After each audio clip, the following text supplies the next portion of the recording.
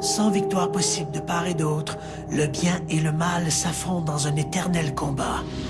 Dans cette bataille séculaire, le diable représente le symbole suprême de l'emprise du mal sur le monde. Empruntant tour à tour les noms du malin, de Belzébuth, de Lucifer, la bête doit parfois s'incarner pour manifester sa toute-puissance. Et lorsqu'elle s'incarne, les victimes de cette possession sont plongées dans un combat inégal, une cause perdue d'avance. Leur dernier recours, l'exorcisme, est-il une aide ou une autre forme de torture mentale?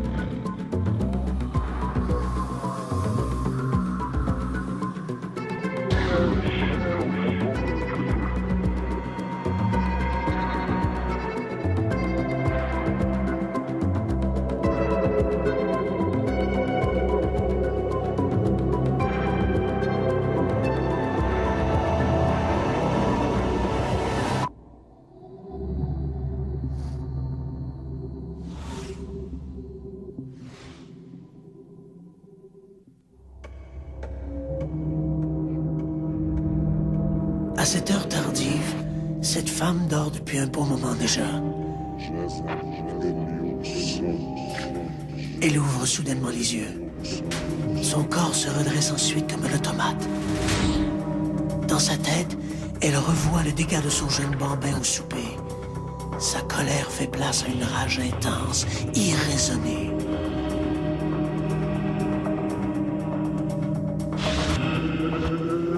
Elle se dirige vers la chambre de son fils. Sur son visage se dessine un sourire cruel, presque démoniaque.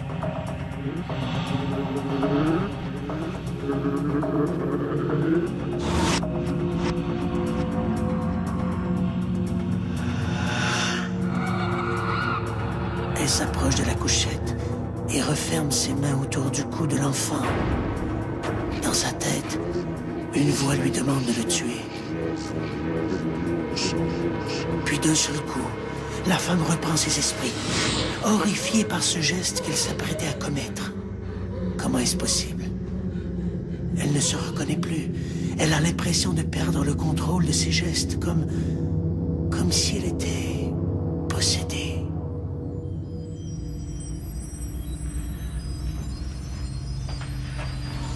Le néant est-il peuplé d'entités invisibles et d'êtres désincarnés? Peut-on être possédé? Ces visiteurs de l'au-delà peuvent-ils, à l'occasion, se substituer à notre âme, à notre volonté?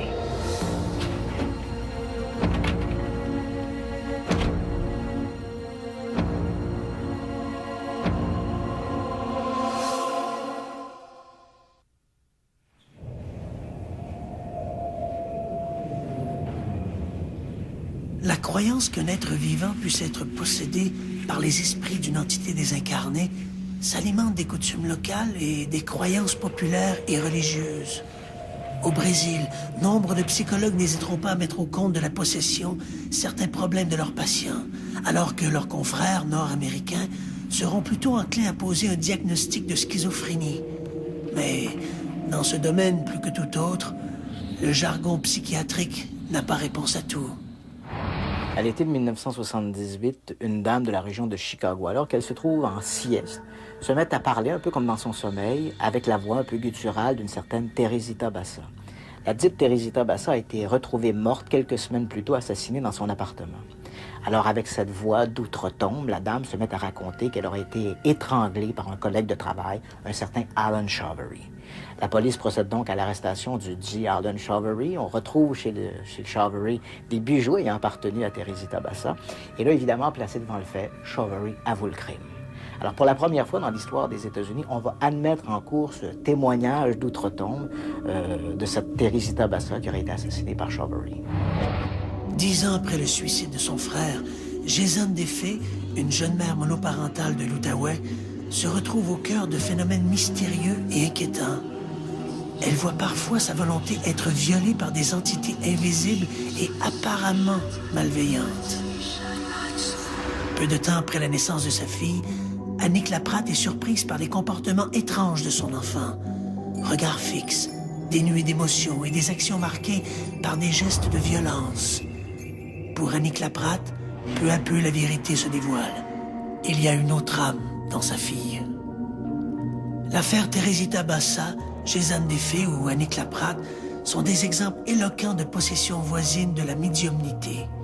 Elles représentent plus de 90% des cas, alors que le reste tombe dans une autre catégorie, beaucoup plus inquiétante, celle des possessions diaboliques.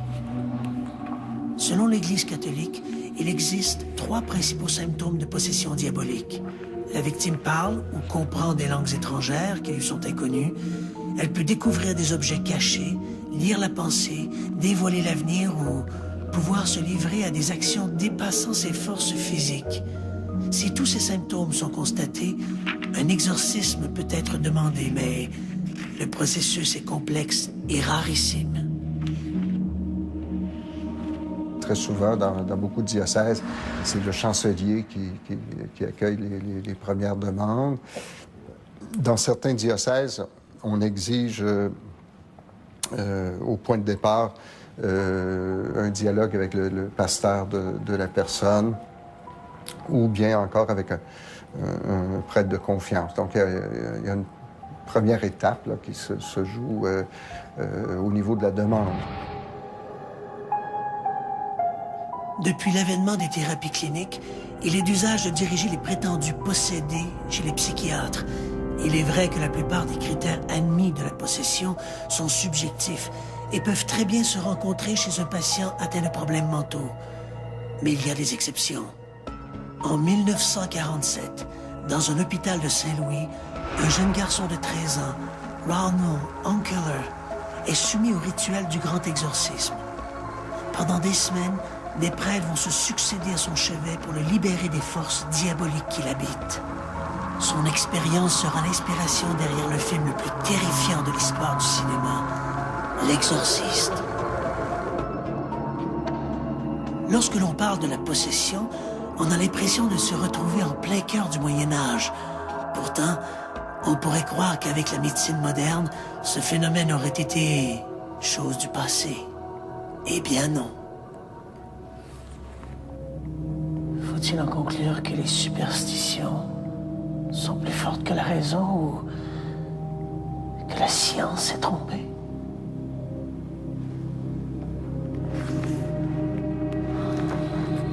Le phénomène de la possession se retrouve dans presque toutes les religions et cultures.